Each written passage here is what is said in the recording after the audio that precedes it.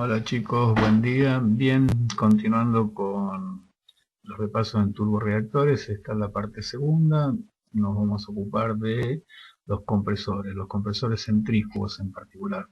Ustedes saben que hay dos tipos de compresores centrífugos, donde el flujo es perpendicular a la dirección del eje del motor, o sea que tendrá tangencial a ese eje, y hay otros compresores que son de flujo axial, donde el flujo de aire es paralelo a la dirección del eje, que en realidad son los más comunes ahora.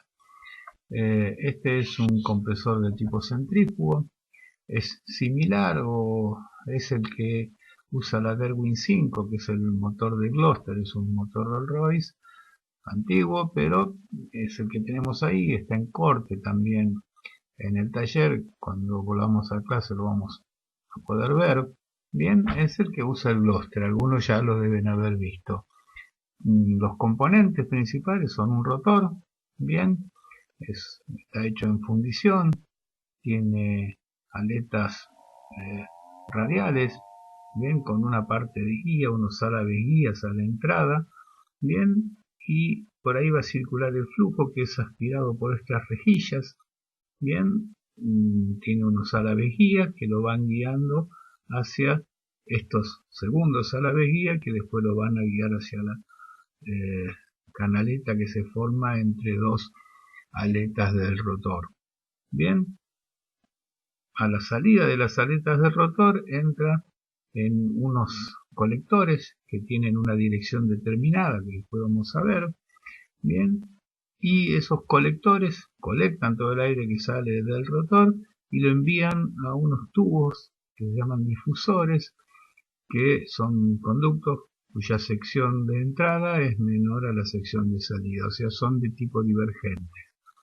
Bien, después el resto tiene que ver con la carcasa, que es la que recubre todo el compresor.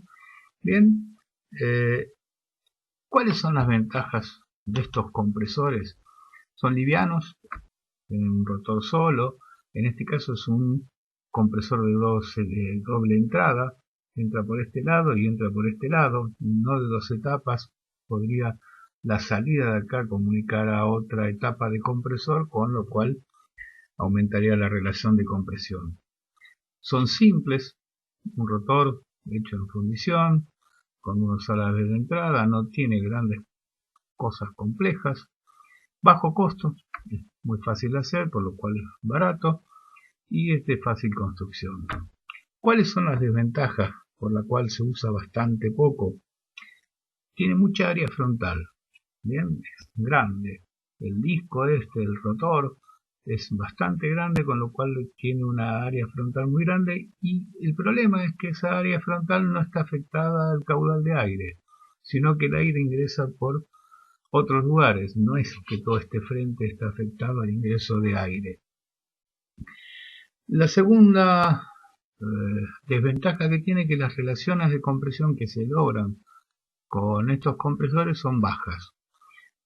Si bien hoy en día no es el factor más preponderante, las relaciones de compresión influyen mucho en el rendimiento. ¿Se acuerdan en el diagrama que cuanto más comprimíamos, mayor rendimiento teníamos?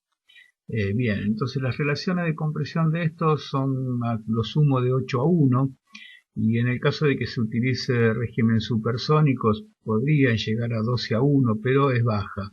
Los motores actuales tienen de 20 a 25:1. Bien, ¿dónde se usa?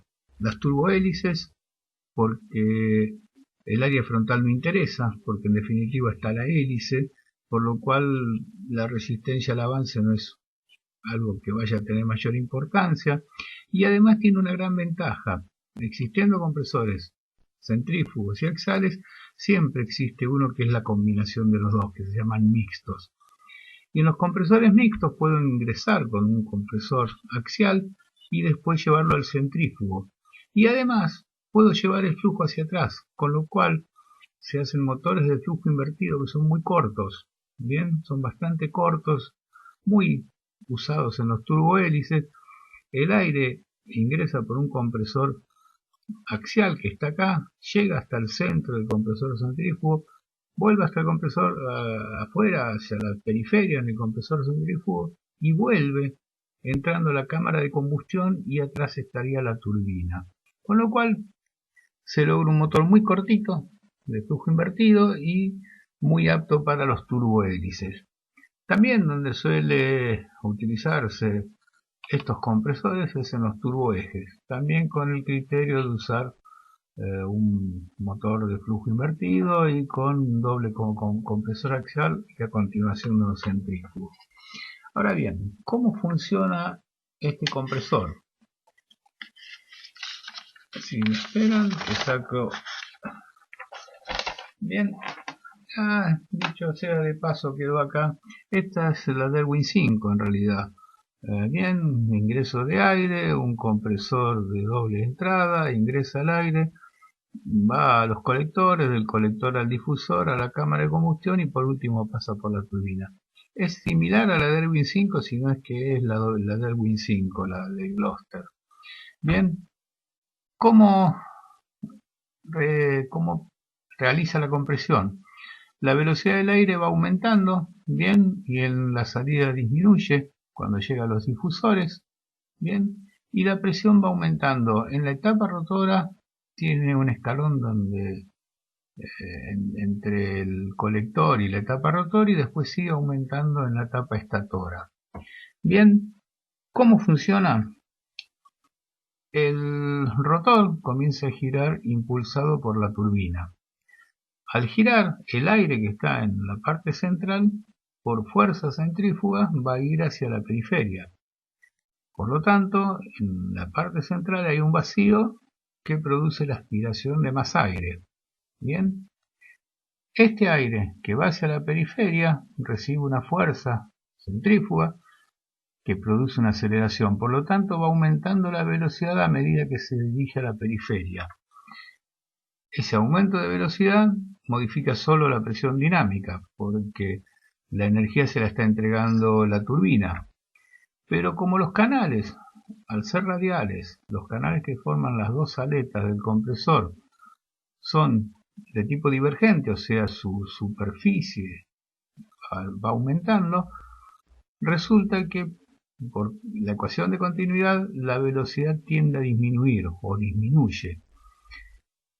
Y si la velocidad disminuye por el teorema de Bernoulli, la presión dinámica disminuye y la presión estática tiene que aumentar. Por lo tanto, en este canal aumenta la velocidad del flujo, pero también aumenta la presión estática. Por eso aparece un aumento constante de la presión estática. Ahora bien, cuando sale el aire del rotor, lo hace con dos velocidades. Una que es la que le imprimió la fuerza centrífuga. Bien, y otra que es la que le imprimió la misma rotación, que es la velocidad tangencial con la que sale. Bien, o sea, tiene que ver con el radio de esta circunferencia y con la velocidad a la que está girando, las RPM del rotor. Bien, como es un movimiento relativo compuesto de dos movimientos, el movimiento total va a ser la suma de los dos. Es como ir en un tren y ver a alguien desde la estación, a alguien que va en el tren saltando. El movimiento que vamos a ver nosotros es la combinación de ambos. Acá ocurre lo mismo. El movimiento definitivo de la corriente de aire va a ser la suma del radial y del tangencial. Esta va a ser la velocidad de salida, la suma vectorial de ambas dos.